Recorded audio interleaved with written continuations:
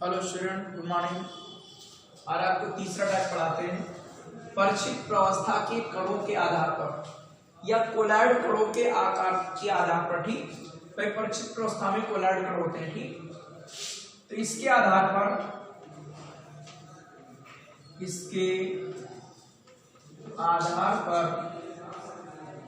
कोलॉइडों को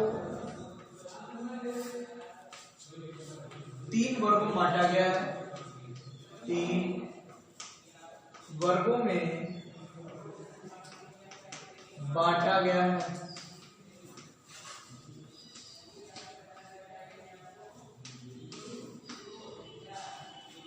इसके आधार पर कोलॉइडों को 3 वर्गों में बांटा गया है। फर्स्ट है बहुआण्विक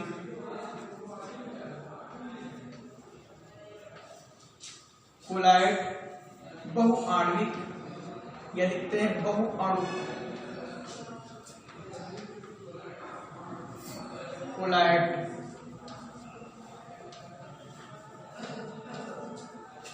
सेकंड आपका है बृहद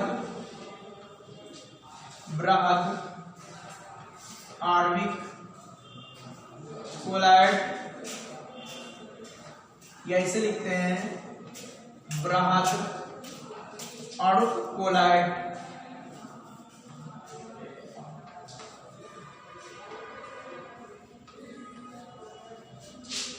और तीसरा आपका है संगुणित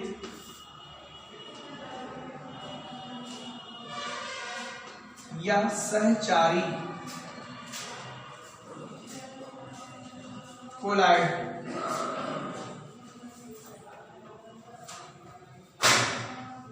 ठीक है, 3 टाइप हो गए इसके, ठीक। कोलॉइड बहुआण्विक या बहुअणु कोलॉइड। सेकंड आपका है बृहद आणविक या बृहद अणु कोलॉइड।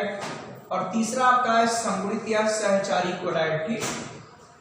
ध्यान रखना, परिचित प्रावस्था के कणों मतलब परिचित प्रावस्था के कणों में मतलब कोलॉइडी कणों के आकार के आधार पर इनको 3 वर्गों में बांटा गया है। कोलॉइडों को बहुआण्विक कोलॉइड, बृहद आणविक कोलॉइड, संगुणित या सहचारी कोलॉइड कहते हैं, ठीक। तो फर्स्ट आपका है बहुआण्विक कोलॉइड। वे कोलॉइड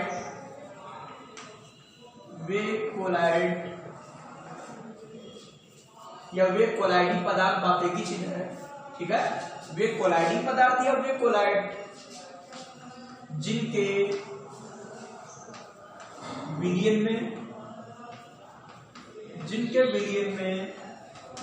कोलॉइडी कण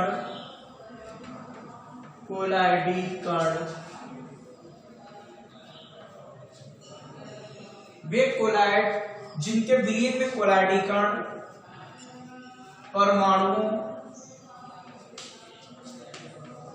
या अणुओं के झुंड या समूह जिनमें कोलॉइडी कण, वे कोलॉइड जिनके विलयन में कोलॉइडी कण परमाणुओं या अणुओं के झुंड या समूह के रूप में होते हैं,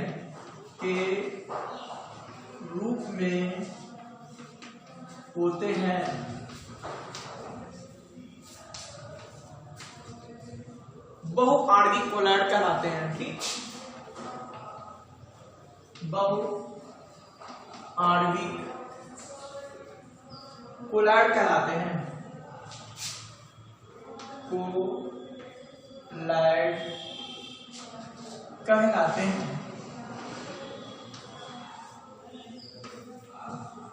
इनमें परमाणु या अणुओं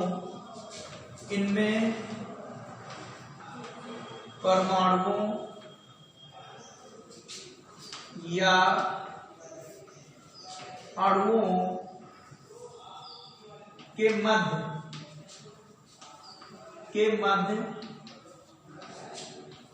परस्पर वान डेर वाल्स बल होते हैं, ठीक।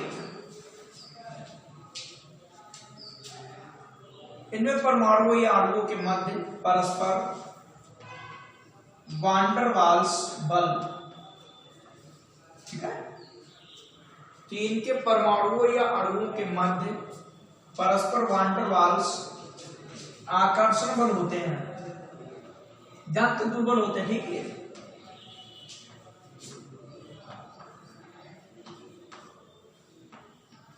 ठीक, कि वे कोलैड जिनके विलयन में कोलैडीकरण परमाणुओं या अणुओं के झुंड या समूह, भाई बहु लिखा ना कि बहुत से अणु उसमें हो, तो के झुंड या समूह के रूप में होते हैं, बहुआण्विक कोलैड कहलाते हैं। इनमें परमाणुओं या अणुओं के मध्य परस्पर वान डेर वाल्स आकर्षण बल होते हैं। जैसे गोल्ड का साल, गोल्ड के साल में, जैसे गोल्ड का साल है, ये गोल्ड का साल इसमें रखा है, तो इसमें गोल्ड के बहुत से परमाणु होंगे और ये परमाणु परस्पर वान डेर वाल्स आकर्षण बल द्वारा बंधे होंगे। ठीक, बात सबको सुना रहे कि नहीं। तो गोल्ड के साल में, गोल्ड के साल में गोल्ड एयू के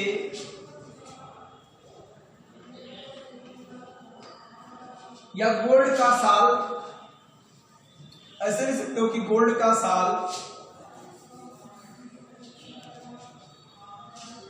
एयू का साल एयू के कई परमाणुओं का समूह है, एयू के कई परमाणुओं का समूह है।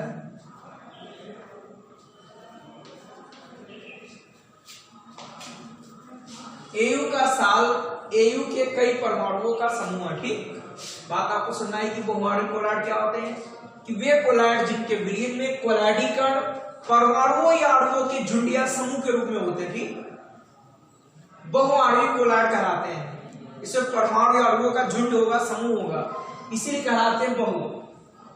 और इनमें परमाणु या अणुओं के मध्य परस्पर वान डेर वाल्स आकर्षण बल होते हैं। ठीक, जैसे एयू का साल एयू के कई परमाणुओं का समूह है। ठीक, आपका है बृहद आणविक कोलैड, कि वे कोलैड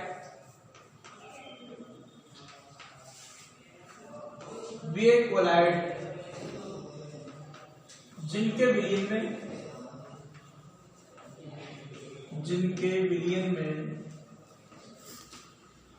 कोलैडीकरण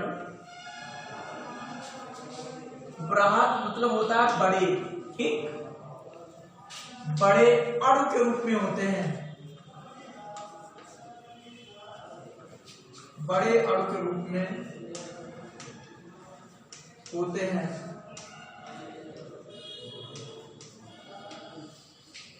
वे कोलैड जिनके विलयन में कोलैडीकरण बड़े अणु के रूप में होते हैं, बृहद आणविक कोलैड कहलाते हैं।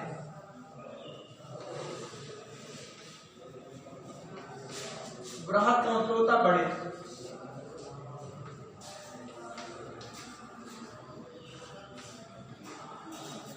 कहलाते हैं।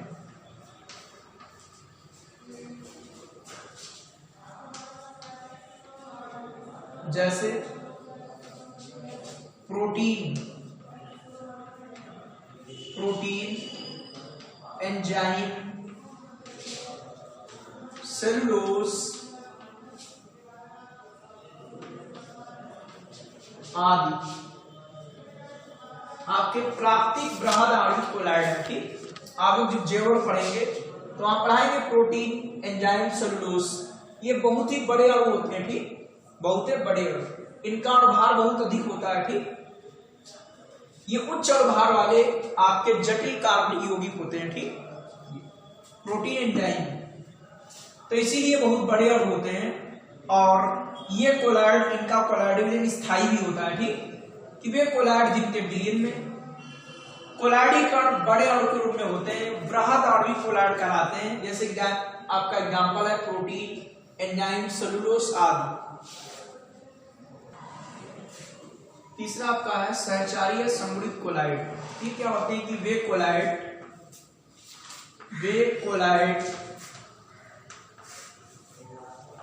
जो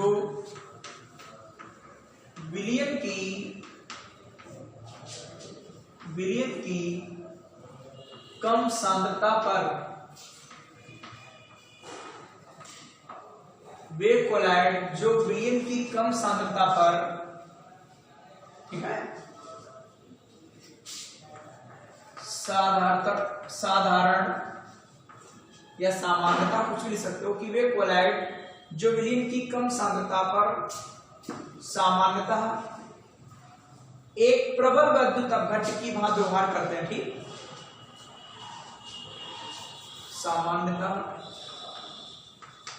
सामान्यतः एक प्रबल वैद्युत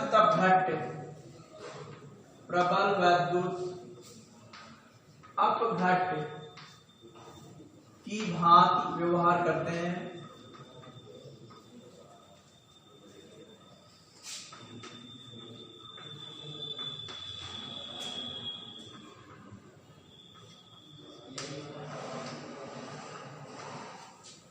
परंतु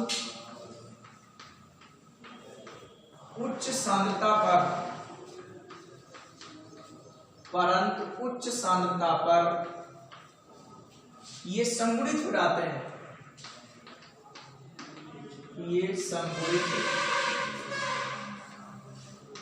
मतलब जुड़ जाते हैं। ठीक, संगुणित हो जाते हैं कि वे कोलाइड के विलयन की कम सांद्रता पर सामान्यतः एक प्रबल वैद्युत अपघट्ट की भांति व्यवहार करते हैं, परंतु उच्च सांद्रता पर ये संगुणित हो जाते हैं, आपके कहलाते हैं सहचारी, या इन्हें बोलते हैं संगुणित। संगुणित का मतलब होता है जुड़ना, कोलाइड कहलाते हैं।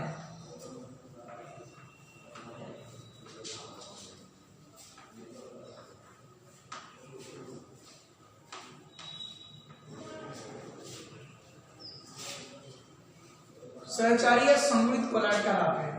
ठीक, और संगुणित कणों को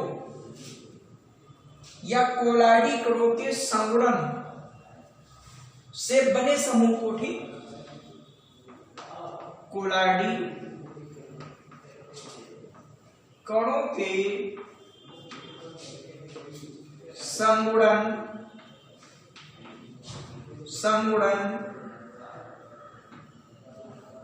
से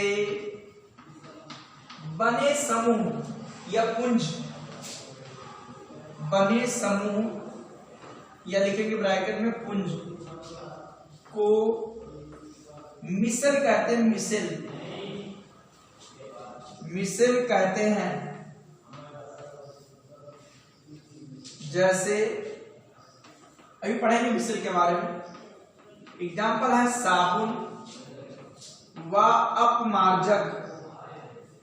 साबुन व अपमार्जक, अपमार्जक मतलब डिटर्जेंट।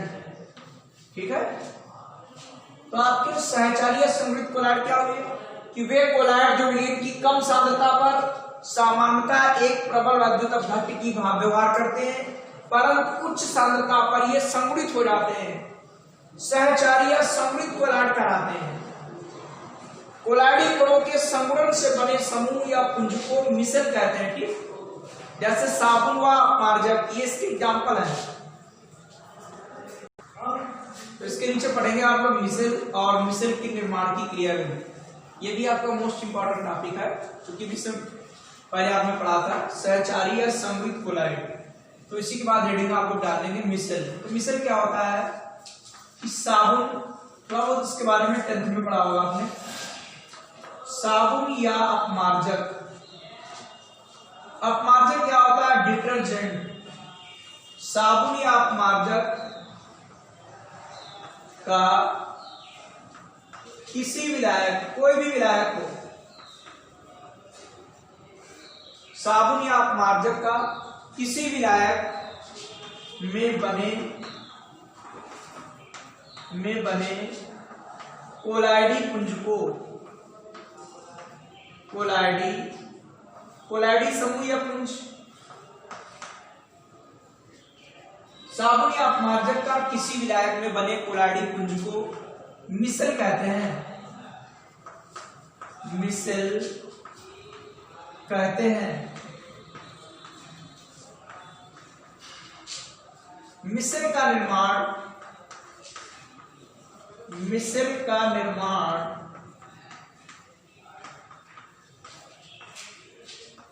विलयन की एक निश्चित सांद्रता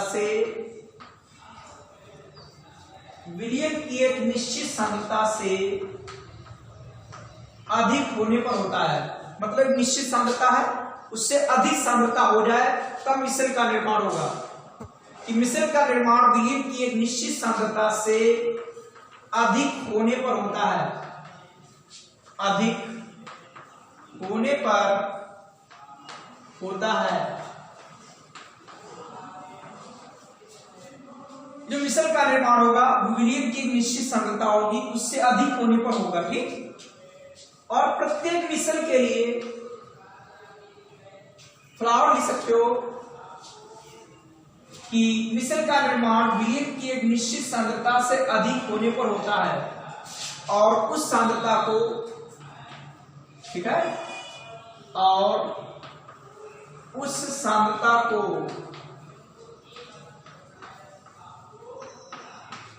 क्रांतिक मिश्र सांद्रता कहते हैं।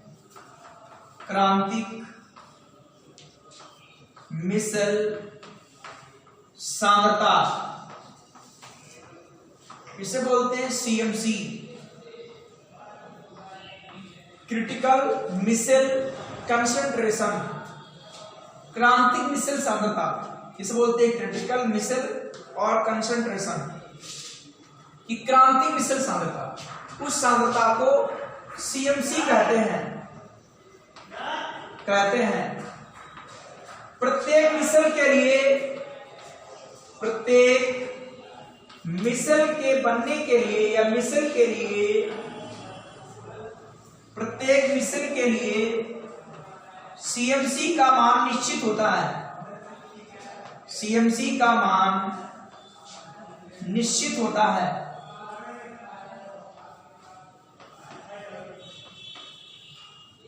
प्रत्येक मिश्र के लिए CMC का मान निश्चित होता है। जैसे साबुन के लिए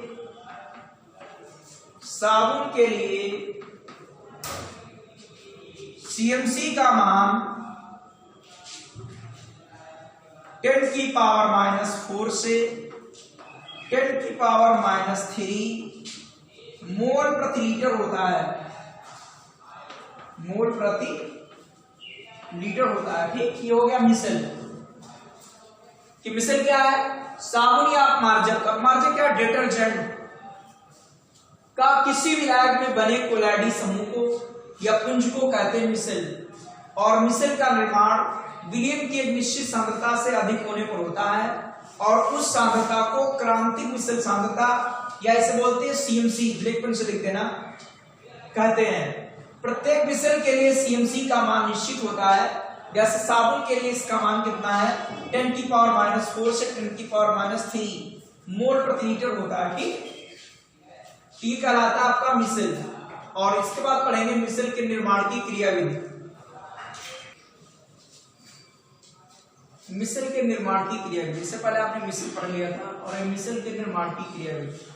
तो देखो मिश्र के निर्माण की क्रियाविधि के लिए क्या करना पड़ेगा वो इसमें लिखेंगे कि साबुन या अपमार्जक, साबुन या अपमार्जक तो जल में घोलने पर, जल में घोलने पर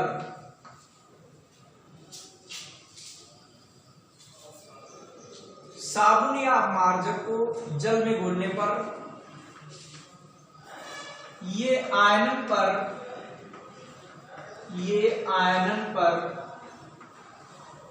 ऋणायन या ऋणायन व सोडियम आयन देते हैं। सोडियम आयन मतलब Na+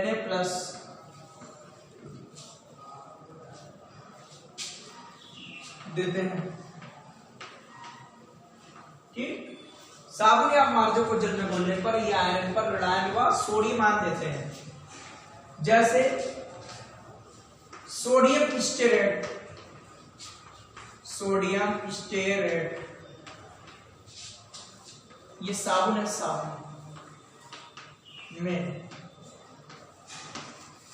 पहले आपका एक चैप्टर तो हटा दिया गया दैनिक जीवन रसायन, लेकिन बुक में दिया होगा दैनिक जीवन रसायन, वहां पर साबुन और मार्जक कोर्स में है। ठीक, आपको बताएंगे सोडियम साबुन क्या होते हैं, उच्च वसीय अम्लों के सोडियम या पोटेशियम लवण होते हैं, और मार्जक क्या होते हैं, ये उच्च और भार वाले, उच्च और भार वाले क्या होते हैं, बेंजीन सल्फोनेट या एल्किल हाइड्रोजन सल्फेट के सोडियम लवण होते हैं। ठीक, तो ये आप जो है दैनिक जीवन रसायन में आप लोग देख सकते हो, चैप्टर का नाम सबसे लास्ट दैनिक जीवन रसायन, वहां पर आपका साबुन अपमार्जक डिटेल में दिया हुआ है, फिर भी आपको हम बता रहे हैं, अब आपके यहाँ कोर्स में चैप्टर नहीं रहा। ठीक, इस साबुन या अपमार्जक को जल में घोलने पर ये आयरन पर ऋणायन व सोडियम आयन देते हैं, जैसे सोडियम स्टेरेट। सोडियम स्टेरेट आपने पढ़ा होगा C17H35 COO Na, क्योंकि साबुन क्या है, ये उच्च वसीय अम्लों के सोडियम पोटेशियम लवण होते हैं। तो जब इसका आयरन होगा तो देगा आपका C17H35 COO Na, COO minus और Na प्लस, और इसके दो भाग होते हैं। ठीक, ये आपका कार्बन 17 वाला हो गया हाइड्रोकार्बन भाग, और ये होता है आपका कार्बोक्सिलेट भाग। एक भाग आपका ये हो गया, और ऋणायन में दो भाग होते हैं। ठीक, ऋणायन में कितने भाग, दो भाग। एक भाग आपका हाइड्रोकार्बन भाग हो गया कि कार्बन 17 वाला जो होता है ये संतृप्त का हाइड्रोकार्बन है, और ये कार्बोक्सिलेट आयन होता है, तो ये होता है अध्रुवीय, मतलब इसमें कोई ध्रुवता नहीं है क्योंकि हाइड्रोकार्बन है, और ये ध्रुवीय भाग है, ध्रुवीय भाग होता है ये। ठीक है, ये C17 वाला है, संतृप्त हाइड्रोकार्बन है। आप ऐसे देख सकते हो, इसको इस तरीके से बना सकते हैं कि CH3 CH2 फिर CH2 फिर इधर CH2 ऐसे CH2 ऐसे आप कर सकते हो। ठीक, डॉट डॉट ऐसे करते चले जाओगे, C डबल बॉन्ड O और O ऐसे माइनस ऐसे लिख सकते हो। ठीक, 1 2 3 4 5 ऐसे 17 बार लिख सकते हो इसको। ठीक, जो हमने बताया, तो ये संतृप्त हाइड्रोकार्बन भाग होता है, ये अध्रुवीय होता है, और ये जल विरोधी होता है। जल विरोधी मतलब जल में अविलेय है ये, और ये जल में विलेय भाग होता है, इसीलिए जल की सतह पर रहता है, आवेश है, और इसे बोलते हैं सिर। मिसल का बोलते हैं सिर मतलब हेड, और ये मिसल की होती पुच्छ मतलब टेल, इस तरीके से ऐसे, और ये जल विरोधी होने के कारण ये केंद्र की ओर झुका होता है। ठीक है, और ये जो है पानी के ऊपर सतह पर रहता है। ठीक है, ध्रुवीय भाग, इसी कारण मिसल स्थायी होते हैं। तो मिसल कैसे बनता है ये देखिए, ये आपका संतृप्त हाइड्रोकार्बन भाग है, इसी के नीचे बनाएंगे, हमारे पास जगह नहीं है, अभी लिख देंगे, लैंग्वेज भी लिख देंगे हम, इसके नीचे जो हम बना रहे पहले बनाएंगे। ये आपकी वही जो C17H35 है वो ये भाग है। ठीक, और ये इसके ऊपर इसका ऋणात्मक वाला भाग है। ठीक, ऐसे ही C17H35 वाला हाइड्रोकार्बन है, नहीं लिखा था कि CH3 CH2 CH2 CH2 ऐसे 17 बार यहां से लगाकर, तो ये होती है श्रृंखलाएं। ठीक, ये शाखाएं हैं, ये कहलाती इसकी पुच्छ, मिसल की कहलाती पुच्छ,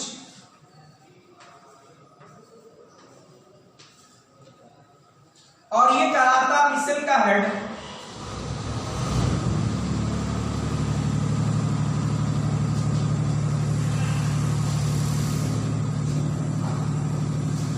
इस तरीके से मिसल बनता है, और ये मिसल का केंद्र होता है।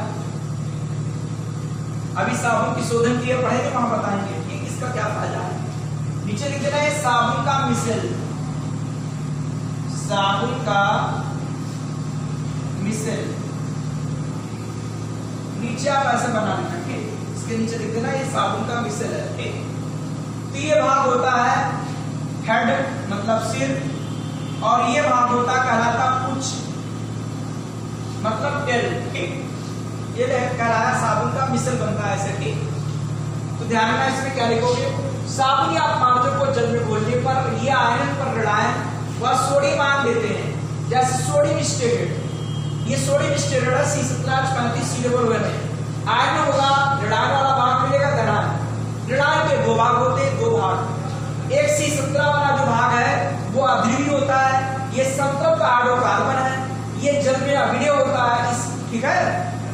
जल में अभिनय होने के कारण इसे जल विरोधी कहते हैं। और जो माइनस कार्बोक्सिलेट आयन होता है ये ध्रुवीय होता है, और ये जल रागी होता है मतलब घुलनशील होता है। और इस प्रकार ये मिसल का निर्माण करते हैं। तो इस भाग को बोलते हैं इसकी मिसल की पुच्छ, और इसको कहते हैं हम टेल ठीक। उसके बाद आप ये समीकरण लिख लेंगे, ये फिगर बना लेंगे, इसके नीचे लैंग्वेज अभी लिखे दे रहे हैं ठीक। जो फिगर बनाया था उसी के नीचे लिखना है, अभी जो हमने समझाया था वही लिख दिया आपको कि लगभग 70 स्टेरेट आयन हैं जो आपके प्राप्त हुए थे C17H35 C माइनस। तो लगभग 70 स्टेरेट आयन परस्पर पुंजित होकर एक कोलाडी आकार की मिसल बनाते हैं ठीक।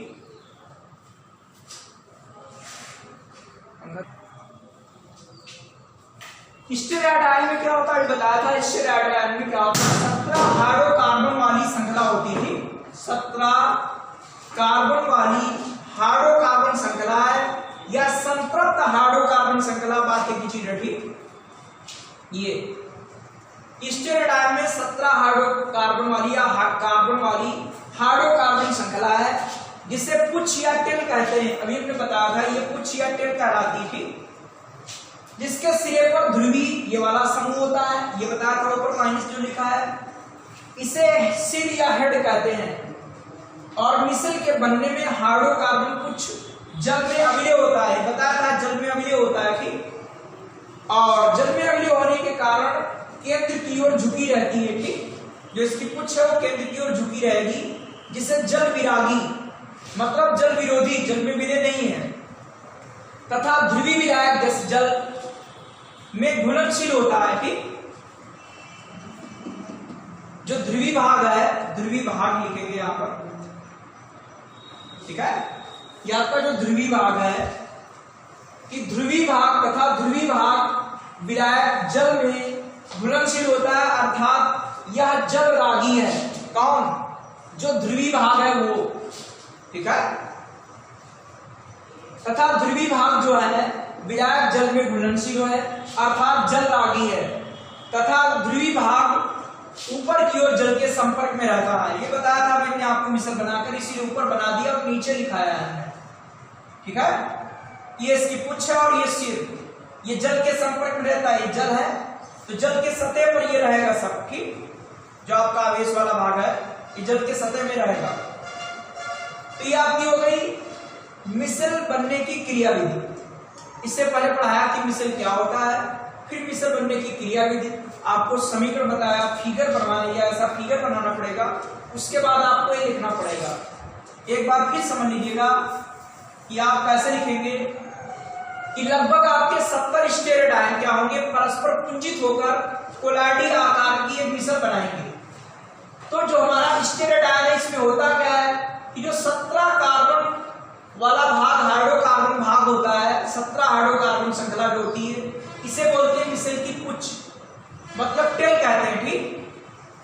और जिसके सिरे पर यह ध्रुवी भाग होता है, तो जो हाइड्रोकार्बन वाला भाग होता है, ये जो हाइड्रोकार्बन वाला भाग है वो जल में अभिनय के होने के कारण केंद्र की ओर झुका रहता है। मिसल का केंद्र होता है ये, इसकी ओर झुका रहता है।